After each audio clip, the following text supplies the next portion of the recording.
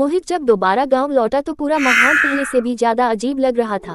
जैसे गांव ने उसे पहचान लिया हो, जैसे हर घर की खिड़की उसके आने की खबर एक दूसरे तक पहुंचा रही हो। शाम होते ही लोगों ने अपने दरवाजे बंद करने शुरू कर दिए और जब उसने गांव वालों से उस औरत के बारे में पूछना चाहा तो सबकी आंखों में डर उतर आया। कोई कुछ बोलने को तैयार नहीं था। सिर्फ वही बूढ़ा आदमी उसे बार बार गाँव छोड़कर चले जाने की सलाह देता रहा।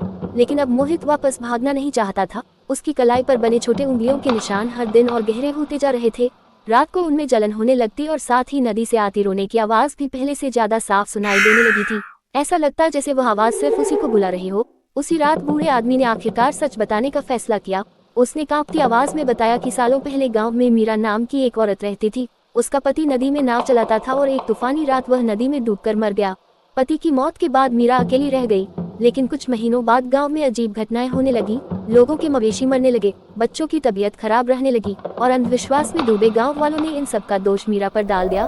उन्होंने उसे डायन मान लिया। एक रात पूरे गांव ने मिलकर उसके घर पर हमला किया। मीरा अपने छोटे बच्चे को सीने से लगाए दया की भीख मांगती रही, लेकिन किसी ने उसकी नहीं सुनी। उसे घसीटते हुए नदी किनारे लाया गया और उसी नदी में फेंक दिया गया। बूढ़े आदमी ने रोते हुए कहा कि उस रात सबसे आगे वही था, उसने ही सबसे पहले पत्थर उठाया था। ये सुनकर मोहित के शरीर में सिहरन दौड़ गई। तभी अचानक बाहर तेज हवा चलने लगी और दरवाजे अपने आप खुल गए। पूरे कमरे में गीली मिट्टी और सड़े पानी की बदबू फैल गई। बूढ़े आदमी का चेहरा डर से सफेद पड़ गया, क्योंकि नदी से वही रोने की आवाज अब बहुत करीब सुनाई दे रही थी। अगले ही पल घर की दीवारों पर पानी बहने लगा और अंधेरे कोने से मीरा की परछाई उभर आई। उसकी आंखें अब पूरी तरह काली थीं और उसकी बाहों में उसका बच्चा था, जिसकी गर्दन अजीब तरीके से मुड़ी हुई थी। बूढ़ा आदमी घुटनों पर गिर पड़ा और माफी मांगने लगा, लेकिन मीरा बस रोती रही। उसकी सिसकियां इतनी दर्दनाक थीं कि मोहित के कानों से खून निकलने लगा।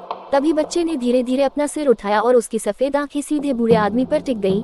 अगले ही पल कमरे की सारी लाइटें बुझ गईं और अंधेरे में बूढ़े आदमी की भयानक चीख गूंज उठी। जब कुछ सेकंड बाद रोशनी वापस आई तो बूढ़ा आदमी गायब था। सिर्फ जमीन पर पानी फैला था और कीचड़ में घिसटने के निशान बने हुए थे, जो घर से बाहर नदी की तरफ जा रहे थे। मोहित डर के बावजूद उन निशानों के पीछे पीछे चल पड़ा। रात का अंधेरा पहले से ज्यादा गहरा था और नदी का पानी बिल्कुल काला दिखाई दे रहा था।